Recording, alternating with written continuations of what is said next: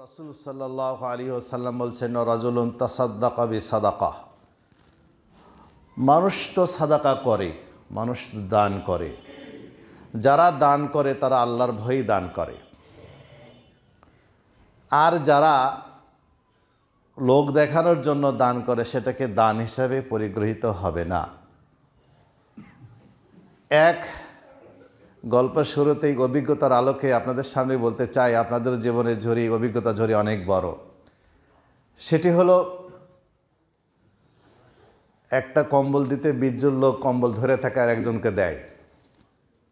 শীতের মধ্যে কম্বল বিতরণ চলছে, একজন দরিদ্র মানুষকে কম্বল দেবে, আর সেই কম্বল যারা দাতা তারা 20 জনে ধরে ক্যামেরা অন করে তারপর ছবি তোলে, এরপরে দিচ্ছে। একজন নিচ্ছে। আমার মনে হচ্ছে যিনি গ্রহণ করছেন তার চেয়ে দরিদ্র ওরাই বেশি যারা দিচ্ছে। এই যে সিনারিটা ক্রিয়েট করে, এর লক্ষ্যটা এমনই যে যাকে দেওয়া হচ্ছে তার চেয়ে দরিদ্র তারাই বেশি, যারা 20 জনে মিলে নিচ্ছে। আচ্ছা, কারাকারি করে কারা বলুন তো? যাদের প্রয়োজন তারা কারাকারি করে। তো 20 জনে মিলে যখন দিচ্ছে তাহলে 20 জনে কারাকারি করতেছে আর নিচ্ছে একজনে। তাহলে বোঝা যায় যে যারা দাতা তারাই বেশি দরিদ্র যে গ্রহণ করছে তার চেয়ে। কারণ ওর মধ্য দিয়ে একাধিক ফয়সালা, সে একাধিক স্বার্থ সে লাভ করতে চায়। এটা দান হিসাবে পরিগৃহীত হবে না, এটা আল্লাহর নিকটে গ্রহণ করা হবে না। কারণ যে দানের ভিতরে রিয়া থাকে, লৌকিকতা থাকে, লোক দেখানো থাকে, সেই দান গ্রহণ করা হয় না। তা এই হাদিসে আল্লাহ রাসূল বলছেন, রাজুলুন তাসাদ্দাকা বিসাদাকাহ। কোনো ব্যক্তি কিছু সাদাকা করে। সিদাক শব্দের অর্থ হচ্ছে সত্যায়ন করা। যারা আখিরাতকে বিশ্বাস করে তারাই সাদাকা করে। কারণ কোরআনে আল্লাহ তাআলা বলছেন, ওয়ামা তুনফিকু মিন খায়রিন ফালিআনফুসিকুম। তোমরা যা কিছু খরচ করো কল্যাণ থেকে, এটা তোমাদের জন্যই খরচ করো। কোরআনে আল্লাহ বলছেন যে তোমরা যা কিছু, সূরা বাকারা আয়াত 273 নম্বর আয়াত, আল্লাহ তাআলা বলছেন যে তোমরা যা কিছু খরচ করো সেটা তোমাদের জন্যই করো। আমার একবেলা চাল আপনি দিয়েছেন, 1 কেজি চাল আমাকে দান করেছেন, একবেলা চাল না খেলেও আমার দিন যাবে। কিন্তু আপনার অর্থ আছে, আপনি যদি দান না করেন তাহলে আখিরাতে আপনি ঠেকে যাবেন। আমি যদি 1 কেজি চাল আপনার না নিই তাহলে আমি আখিরাতে ঠেকবো না। ঠেকবেন কে?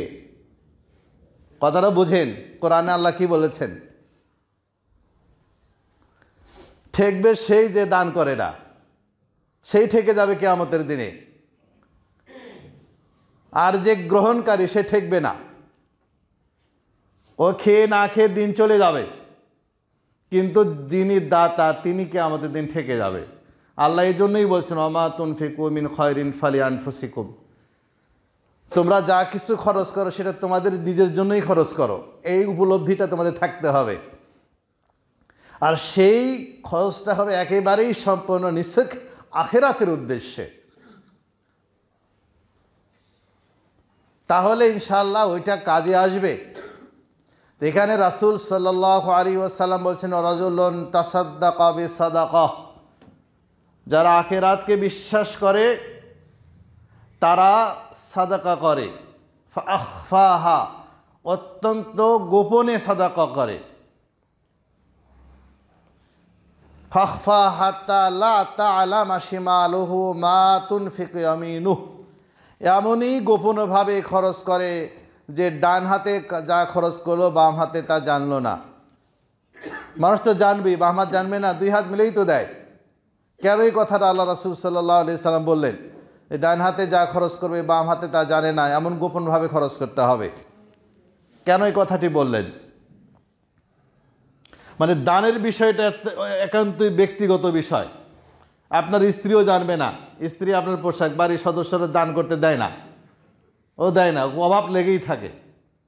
মসজিদে 10,000 টাকা দেবেন, মাদ্রাসায় 10,000 টাকা দেবেন, বাড়িতে যখন আলোচনা করবেন বলবে কি যে না তুমি অমুক প্রয়োজন, ছেলেবেলেকে পরীক্ষায় ভর্তি হতে হবে, এই নাই জামাই আসবে, গোশ কিনতে হবে, এই করতে হবে, সে করতে হবে, 10,000 টাকা দিতে চাও কেন? তোমার টাকা কি বেশি হয়ে গেছে নাকি? একেবারে কমন ডায়লগ। আলহামদুলিল্লাহ, মাশাআল্লাহ, 2-1 জন মহিলা এরকম ব্যতিক্রমে থাকতেও পারে। তবে বাধাটা কিন্তু পরিবারের বিভিন্ন বাধার কারণে মানুষ দান করতে পারে না। এই জন্য পরিবারকে গোপন রেখে দান করতে হবে। ও জানবে না, আর কেউ জানবে না। রাজুলুন তাসাদ্দাকা বিসাদাকাতিন ফাখফাহা হাত্তা লা তা'লামা শিমালুহু মা তুনফিকু ইয়ামিনুহু। তার ডান হাতে যা খরচ করবে বাম হাতে তা জানবে না, এমন গোপন দানকারীকে আল্লাহ তাআলা আরশের নিচে ছায়া দান করবেন। সুবহানাল্লাহি ওয়া বিহামদিহি। তাহলে আপনারা যারা প্রকাশ্য দান করেন, আল্লাহ কি আপনাদেরকে তা দেবেন না? এটা সূরা বাকারা 271 নম্বর আয়াত। আল্লাহ বলেছেন, ওয়া ইন তুবদুস সাদাকাতি ফানি'মা হিয়া ওয়া ইন তুখফু ওয়া তুতুহাল ফুকারা ফাহুয়া খায়রুল লাকুম ওয়া ইউকাফির আনকুম মিন সাইয়্যাতিকুম আল্লাহু বিমা তা'মালুনা খাবীর। আল্লাহ এর কথা বলেছেন। আসলে বিষয়টা হলো ইখলাস। বিষয়টা কি? প্রকাশ্য করেন আর গোপন করেন। বিষয়টা কোথায়? অন্তরের গোপনীয়তা। আমি এই জন্য মাঝে মাঝেই বলি, একটা দোয়া আছে, আল্লাহুম্মা ইন্নী আউযু বিকা আন উশরিকা বিকা ওয়া আনা আ'লাম ওয়াস্তাগফিরুকা লিমা লা আ'লাম। এই দোয়াটা অনেকে আপনারা মুখস্থ করে নেবেন। আল্লাহুম্মা ইন্নী আউযু বিকা আন উশরিকা বিকা ওয়া আনা আ'লাম ওয়াস্তাগফিরুকা লিমা লা আ'লাম।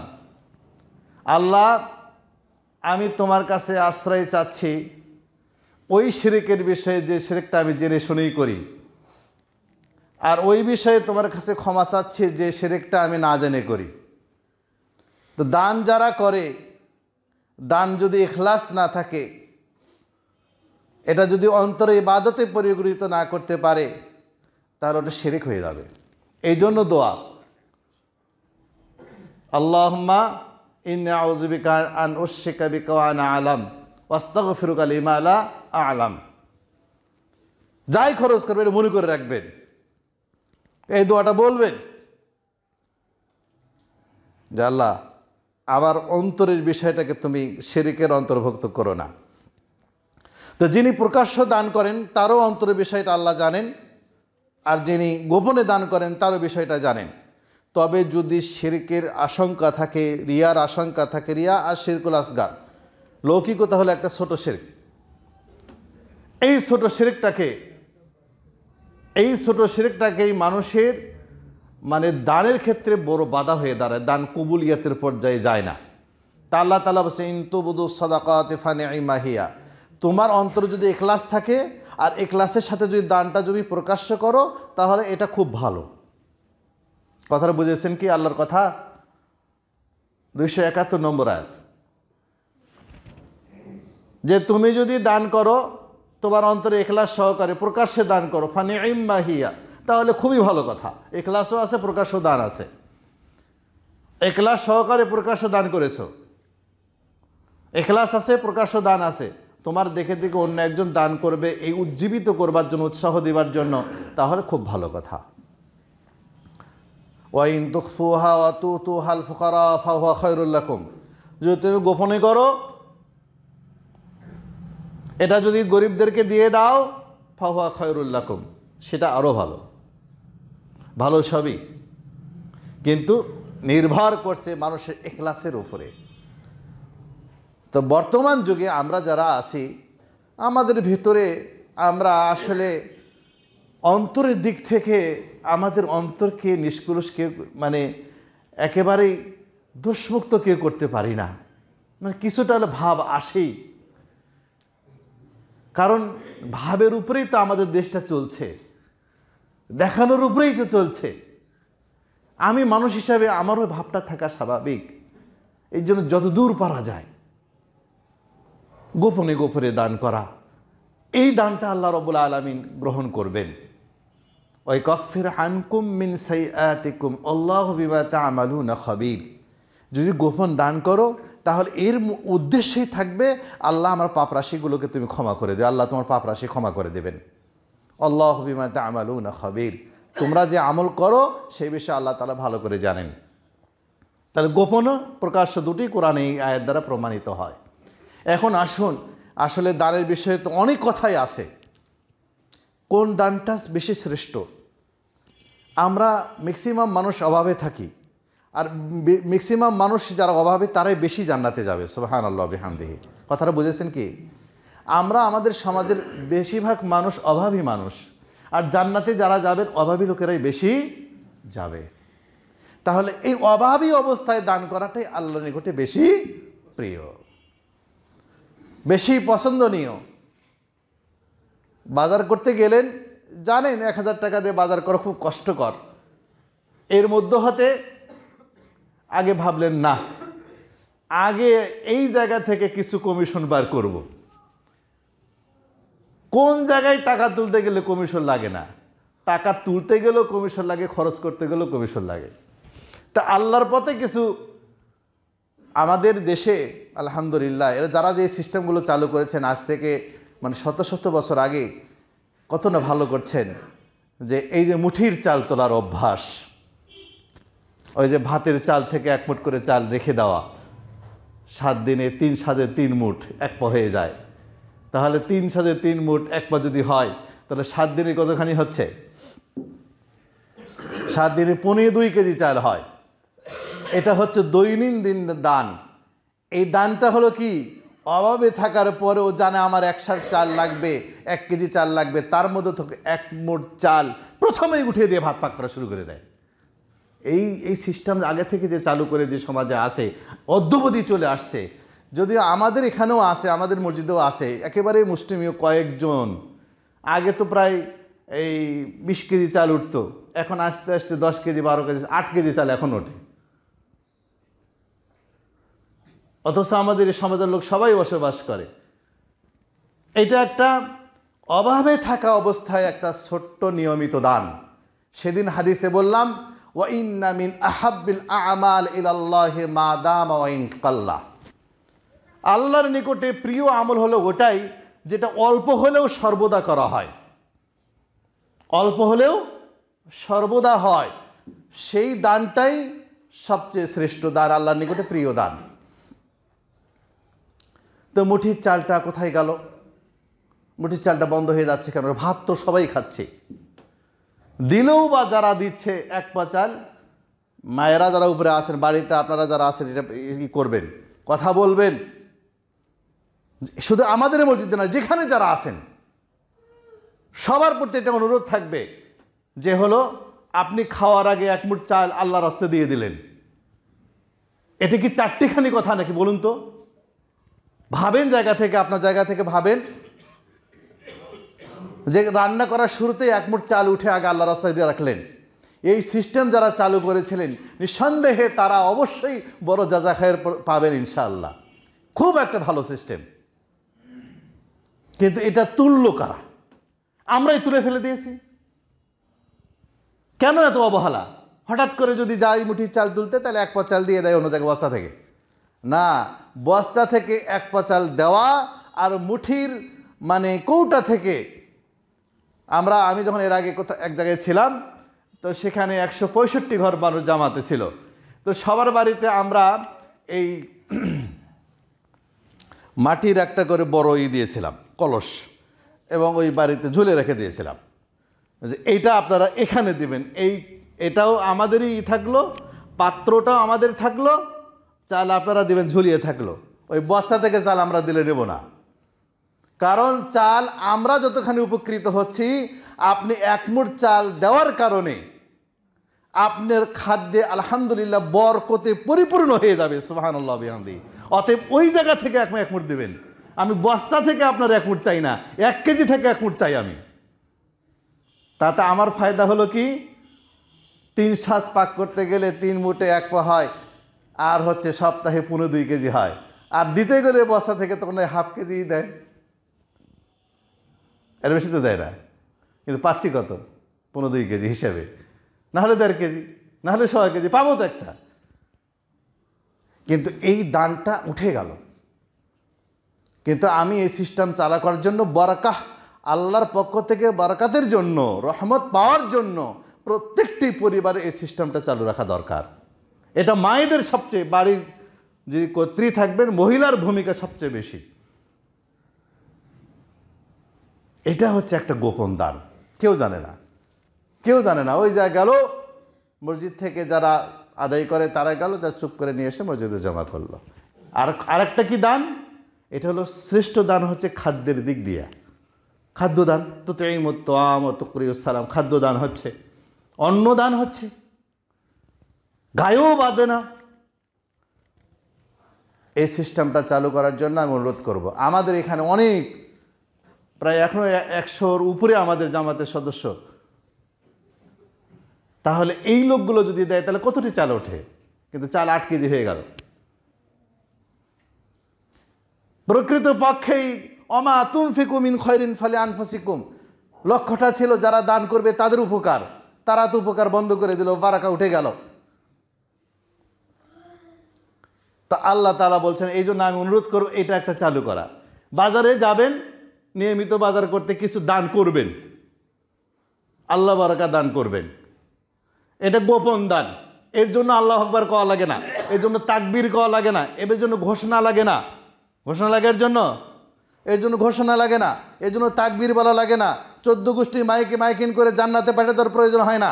এটা কেবলমাত্র যিনি দান করবেন তার নিয়তের উপরে নির্ভর করে। দান ছোট হতে পারে, ওয়া ইন্না মিন আহাব্বাল আমাল ইলাল্লাহ মা দামা ওয়া ইন কাল্লা। আল্লাহর নিকটে প্রিয় দান অল্প দান, কিন্তু নিয়মিত দান। 1 মুঠ চাল দিনে 3 বার 5 বার সালাত আদায় করেন, 3 বার দান করেন, কম বিষয় নয়। কিন্তু বিষয়টা 2 বার দেন, যারা 2 বার খান 2 বার দেবেন। দেওয়া অব্যাহত রাখুন, সিস্টেম চালু রাখুন। আজকে মা হিসেবে আপনি রাখবেন, বাবা হিসাবে একদিন রাখবেন। আপনি যেদিন দুনিয়া থেকে চলে যাবেন, এই সুন্নাহ এই রীতি থেকে যাবে আপনার ফ্যামিলিতে, ততদিন পর্যন্ত ইনশাআল্লাহ এই ধরনের সব পাবেন। আমার আশা করি যে আগামী দিন থেকে যখন আমি শুনতে পাই খাদেম চাচার কাছ থেকে যে কমপক্ষে 30 কেজি চাল ওঠে সপ্তাহে, আর ও বেচারাও যায় না আর তেমন, যায় দিলে দেয় না, এসে হেনাতান যেতে হবে। তৃতীয়ত হলো দানের ফজিলত হলো, আল্লাহ রাসূল সাল্লাল্লাহু আলাইহি ওয়াসাল্লাম বলছেন যে যে কোনো মুসিবত থেকে যদি বাঁচতে চাও, শুধু আরশে আজিমের ছায়াত ওটা একটা বড় মুসিবত, মানুষের কিয়ামতের কঠিন মুহূর্ততে এটা সবচেয়ে বড় মুসিবত, কিন্তু যে কোনো ধরনের মুসিবত থেকে যদি বাঁচতে চাও, যে কোনো ধরনের মুসিবত, আপনার অসুখ বিসুখ বিপদ অ্যাক্সিডেন্ট, যে কোনো ধরনের অ্যাক্সিডেন্ট থেকে যদি বাঁচতে চাও তাহলে সাদাকা করো। আল্লাহ রাসূল সাল্লাল্লাহু আলাইহি ওয়াসাল্লাম বলেছেন আস-সাদাকা তারুদ্দুল বালা। এটা দেখেছি আগে, আলহামদুলিল্লাহ। আগে রোগ বালাই ছিল না, বড় বড় ডাক্তারও ছিল না গ্রামগঞ্জে। মানুষ একটু অসুখ হলো, কাজে একটা খাসি সাদকা দে, এই মসজিদে 2টো মোরগ দে, এই মসজিদে কিছু চাল দিয়ায়, আলহামদুলিল্লাহ মুসিবত দূর হয়ে যেত। হতো না? যারা মুরব্বী আছেন তারা সাক্ষ্য। সেটা কোথায় গেল? as-সাদাকা তারুদ্দুল বালা, বিপদ দূরীভূত করে সাদাকা। যে কোনো ধরনের বিপদ, যে কোনো ধরনের মুসিবত, যে কোনো ধরনের অসুখ আল্লাহ দূর করে দিবেন। ইখলাসের সাথে করবেন, খুলুসিয়াতের সাথে করবেন, আল্লাহকে সন্তুষ্টি করার জন্য করবেন। ইনশাআল্লাহ আপনার যে কোনো বিপদকে আল্লাহ দূর করে দিবেন। হাদিস, আল্লাহ রাসূল সাল্লাল্লাহু আলাইহি ওয়াসাল্লাম বলছেন ইন্নাস সাদাকা তারুদ্দুল বালা, সাদাকা মানুষের সকল বিপদকে দূরীভূত করে দেয়। সুবহানাল্লাহ বিহামদি। বিশ্বাস রাখুন, দান করুন, ইখলাসের সাথে করুন, মুসিবত ইনশাআল্লাহ আসবে না, দূর করে দিবেন আল্লাহ। তৃতীয়ত আল্লাহ রাসূল সাল্লাল্লাহু আলাইহি ওয়াসাল্লাম বলছেন ইন্নাস সাদাকা লা তুতফিউ গাযাবার রাব্বি কামা ইয়াতফিউল মাউ নারা। আল্লাহ রাসূল এই কটা কথা করে মনে রাখবেন যে এই কাজ হয় সাদাকা দিলে। তৃতীয়ত আল্লাহ রাসূল সাল্লাল্লাহু আলাইহি ওয়াসাল্লাম বলছেন ইন্নাস সাদাকা লা তুতফিউ গাযাবার রব। আপনি বৈধ সম্পদ থেকে খালেস নিয়তে, অবৈধ সম্পদ থেকে করবেন না, মসজিদেও করবেন না, চাই না আপনার সাদাকা, মসজিদ আল্লাহই চালাবে। আপনার 1 পয়সা অবৈধ টাকা দিয়ে মসজিদ চালাতে আমরা চাই না। আমার মসজিদের চাইতে আপনার প্রয়োজন বেশি, আখিরাতের কল্যাণ আপনার বেশি। বৈধ পন্থা দেবেন, বৈধ টাকা দেবেন, হালাল টাকা দেবেন, খালেস অন্তর দেবেন। আল্লাহ রাসূল বলছে ইন্নাস সাদাকা লা তুতফিউ গাযাবার রব। নিঃসন্দেহে সাদাকা আল্লাহর ক্রোধকে নিভিয়ে দেয়, যেভাবে পানি আগুনকে নিভিয়ে দেয়। সুবহানাল্লাহ বিহামদিহি। আল্লাহ আপনার যত রাগ করুক আপনার প্রতি, আপনি খালেস অন্তরে, আল্লাহ আমার জীবনে অনেক পাপ করেছি, আল্লাহ আমি অনেক কিছু করেছি, আমি ফিরে আসতে চাই। দুটি কাজ করুন, এক, বেশি বেশি সাদাকা করুন, বেশি বেশি নফল ইবাদত করুন। আল্লাহ আপনার প্রতি খুশি হয়ে যাবে। যত বড় পাপ করেন আপনি ফিরে আসুন আর বেশি বেশি সাদাকা করুন, বেশি বেশি সালাত নফল ইবাদত করুন। আল্লাহ আপনার প্রতি রাজি খুশি হয়ে যাবেন। আল্লাহ যদি রাজি খুশি হয় তাহলে দুনিয়াতে আর কারো কোনো প্রয়োজন হবে না ইনশাআল্লাহ, কারো মুখাপেক্ষী হতে হবে না। রাসূলুল্লাহ সাল্লাল্লাহু আলাইহি ওয়াসাল্লামের জন্যই বলছেন, ইন্নাস সাদাকাহ লা তুতফিউ গাযাবার রাব্বি কামা ইউতফিউল মাউন নার। সাদাকা আল্লাহর ক্রোধকে নিভিয়ে দেয়, যেভাবে পানি আগুনকে নিভিয়ে দেয়। আপনি মনে করেন আমি এই কল্যাণ পাচ্ছি না, আমার রব আমার প্রতি রাগ করেছেন। এই সিস্টেমটা আমাদের দেশের লোকেরা বোঝে না, আমাদের মানুষেরা বোঝে না, কারণ এই দেশে তাওহীদ চর্চা হয় না। আল্লাহর ক্রোধ বোঝে না, আল্লাহর গজব বোঝে না, আল্লাহর রাগ বোঝে না, যে আল্লাহ আমাকে গজবে ফেলেছেন। এইটা টেন্ডেন্সি আমাদের দেশের লোকদের নাই। বিপদে পড়েছে, খালি সিস্টেম চালু করছে। কিন্তু শরীয়তের যে একটা সিস্টেম আছে, যে আচ্ছা আমি বিপদে কেন পড়লাম, মুহাসাবায় নিয়ে আসেন, আমি কি অন্যায় করেছি যে কারণে আমাকে আল্লাহ শাস্তি দিলেন, কেন বিপদে আমি পড়লাম, কেন আমার ছেলেটা পড়লো আর মলো, কেন আমার এই ধরনের বিপদ আসছে। এই চিন্তা কি আপনি করেন? আপনি খালি বিপদে পড়লেই মনে করেন যে হলো এই তো একটা চক্রান্ত হচ্ছে আমাকে নিয়ে। না, আপনাকে নিয়ে চক্রান্ত করবে কেউ করবি না। কারণ আল্লাহ তাআলা বলছেন, ও দোয়া বলেন না প্রত্যেকদিন নামাজের সময় বলেন, নামাজের পরে বলেন আল্লাহুম্মা লা মানিয়া লিমা আতাইতা ওয়ালা মুতিয়া লিমা মানাআতা ওয়ালা ইয়ানফাউ জাল জাদ্দু মিনকাল জাদ্দু। বলেন তো আপনি, তা আপনি বিপদে পড়বেন কেন? আপনি তো বলছেন আল্লাহুম্মা লা মানিয়া লিমা আতাইতা, আল্লাহ তুমি যা দাও তা বাধা দেবার কেউ নেই, আর তুমি যদি বাধা দাও তাহলে সেটা দেবার কেউ নেই। এ কথা বলেন তো ফজরের প্রত্যেকটা সালাতের শেষে, সালাতের অন্তে আপনি দোয়া বলছেন, তো বিশ্বাস কোথায়? আপনার বিপদ আসবে, গজব আসবে, এই জন্য মুহাসাবা করেন, আত্মসমালোচনা করেন, করে আল্লাহকে বলেন যে আল্লাহ বিপদে ফেলেছি, আল্লাহ আমার বিপদকে দূরীভূত করো, তুমি আমার প্রতি রাগ করেছো, গজবে ফেলে দিয়েছো, আমাকে উদ্ধার করো। আপনি বলেন লা ইলাহা ইল্লা আনতা সুবহানাকা ইন্নী কুনতু মিনাজ জালিমিন, আমি তো জুলুম করেছি, আল্লাহ তোমার নামের বদলে আমাকে নাজাত দাও। এই মুহাসাবা আমাদের মাঝে নেই। এই তিনটি কথা মনে রাখবেন। আয়েশাকে আল্লাহ রাসূল বলছেন, এ আয়েশা, চতুর্থ কথা আল্লাহ রাসূল আয়েশাকে বলছেন দানের বিষয়ে, এ আয়েশা ইত্তাকুন নার ওয়ালাউ বিশিক্কি তামারাতিন, তুমি জাহান্নাম থেকে নিজেকে বাঁচাও, যদিও হয় খেজুরের একটি অংশ, একটা খেজুর পূর্ণ নয়। তুমি খেজুর খাচ্ছ, একজন তোমার দিকে ফ্যাল ফ্যাল করে খাদ্য অভ্যাসে দেখে আছে, অর্ধেক খাও অর্ধেক তাকে দাও, কাজে এটা পেস্টিজ বাজে। কে বিড়ি এক টান দিয়ে 2 টান আরেকজনকে দেন, ওটা পেস্টিজে বাজে না?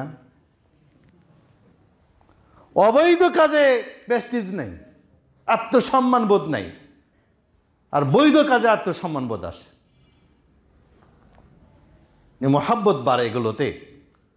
এগুলোর মধ্য দিয়ে এই হাদিয়া, এই সাদাকা, এই দান, এই তোহফা, এগুলোর মধ্য দিয়ে জাহান্নাম থেকে বাঁচা যায়। আল্লাহ রাসূল সাল্লাল্লাহু আলাইহি ওয়াসাল্লাম এই জন্যই বলেছেন ইত্তাকুন নার ওয়ালাউ বিশিক্কি তামারা, তুমি জাহান্নামের আগুন থেকে বাঁচো একটি খেজুরের একটি অংশ দিয়ে হলো। একটি খেজুর নয়, খেজুরের একটি অংশ, এক টুকরো খেজুর দিয়ে হলেও তুমি জাহান্নাম থেকে বাঁচো। তাহলে কোনো কিছুকে আল্লাহর রাস্তে করবেন, আল্লাহ ওর বিনিময়ে জানি না কোথায় দিয়ে কোন আমলের মধ্য দিয়ে আপনাকে নাজাত দেবে। এই জন্য আমি বলবো রাসূলুল্লাহ সাল্লাল্লাহু আলাইহি ওয়াসাল্লামের এই আমলের প্রতি, এই যে রাসূল সাল্লাল্লাহু আলাইহি ওয়াসাল্লাম আমাদেরকে আশ্বস্ত করেছে, রাজুলুন তাসাদ্দাকা বিসাদাকাতিন ফাআখফা হাত্তা লা তা'লামা শিমালুহু মা তুখফি ইয়ামিনুহু, এই বিষয়ে আর বেশি কথা বলতে চাই না। প্রত্যেকে একটু এই বিষয়গুলো মাথায় নেবে।